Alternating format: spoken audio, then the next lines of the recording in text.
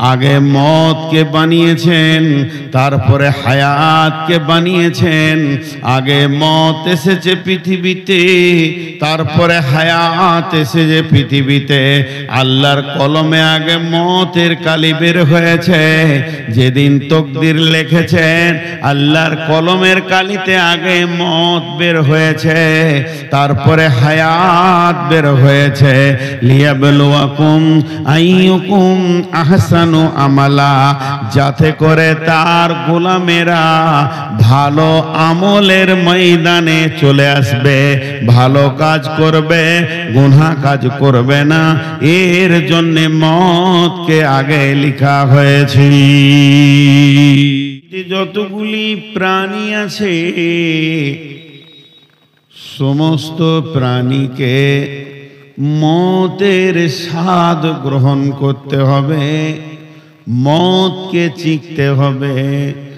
আর যখনই সে মওতকে চিখে নেবে, মওতের স্বাদ গ্রহণ করবে, মওতকে চেটে নেবে, আল্লাহ বলছেন সঙ্গে সঙ্গে সে আমার কাছে ফিরে আসবে।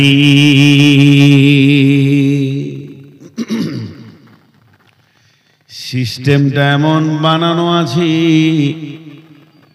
খাওয়ার ব্যাপারে, যে মানুষটা মওত চিখবে সে আল্লাহর কাছে চলে যাবে, দ্বিতীয় কোনো জায়গায় সে যেতে পারবে না, তার সফর শেষ হয়ে যাবে।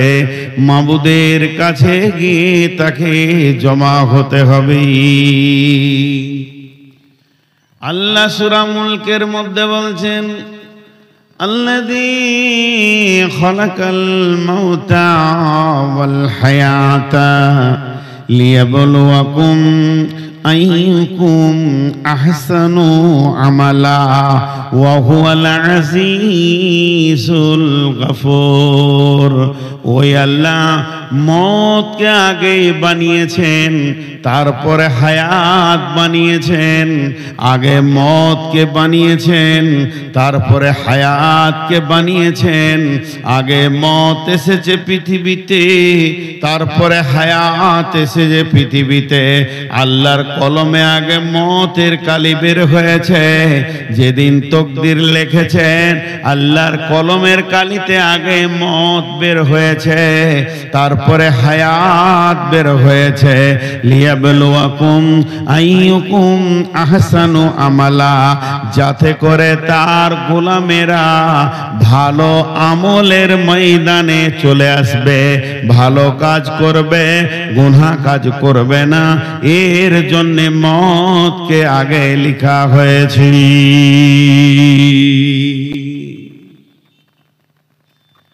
মওত আগে এসেছে পৃথিবীতে। কোরআন বলছে, জি ছোট্ট করে একটা কথা আপনাদেরকে জিজ্ঞেস করব, জোরে না চিল্লিয়ে হালকা করে উত্তর দেবেন।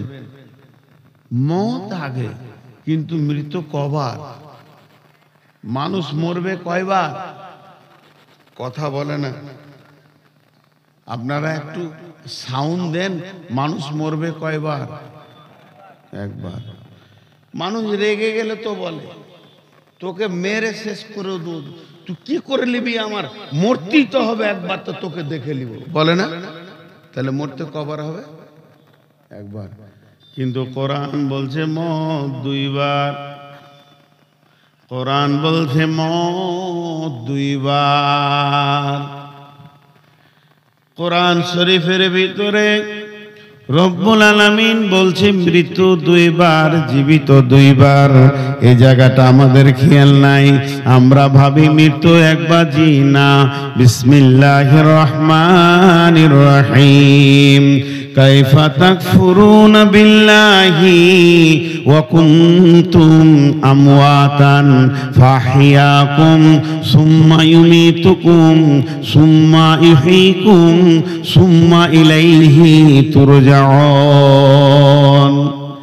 রব্বুল আলামিন বলেন, গোলাম রে আমার গোলাম, কেমন করে তুমি আল্লাহকে অস্বীকার করো, আল্লাহর ক্ষমতাকে অস্বীকার করো। কুনতুম আমওয়াতান, তোমরা ছিলে মৃত, তোমাদের কোনো অস্তিত্ব ছিল না। তোমরা ছিলে শাক সবজি মাছ মাংস ফল ফ্রুটের ভিতরে। এখান থেকে আমি চুনাও করে করে ছেঁকে ছেঁকে জমা করেছিলাম দুইটা মেশিনের ভিতরে। একটা মেশিনের নাম হলো নারী, আর একটা মেশিনের নাম হলো পুরুষ। পুরুষ যত কিছু খেয়েছে, একই হাড়ির ভাত, একই গরুর মাংস, একই মাছ, একই ফল ফ্রুট। নারী যত খেয়েছে, নারীর শরীরে রক্ত হয়েছে, ওই রক্ত থেকে বীর্য হয়েছে, সেখান থেকে শুক্রাণু জন্ম নিয়েছে, ডিম্বাণু নয়। ডিম্বাণু জন্ম নিয়েছে, শুক্রাণু নয়। একই হাড়ির ভাত, একই গাছের ফল। মানুষ পুরুষ যখন খেয়েছে, তার ভিতরে রক্ত হয়েছে, রক্ততে বীর্য হয়েছে, সেখান থেকে শুক্রাণু হয়েছে। এই শুক্রাণু আর ডিম্বাণুকে আমি ক্রসের মাধ্যমে মায়ের পেটে নিয়ে গিয়ে তোমাকে আমি বানিয়েছি। লম্বা আয়াত আছে সূরা মুমিনের ভিতরে, আমি তোমাকে মানুষ বানালাম। তার মানে তোমার আগে কোনো অস্তিত্ব ছিল না, তুমি মৃত ছিলে। তুমি মৃত ছিলে, তোমাকে আমি জীবিত করলাম, আবার তোমাকে আমি দ্বিতীয়বার মারব। আমরা একবার মৃত ছিলাম।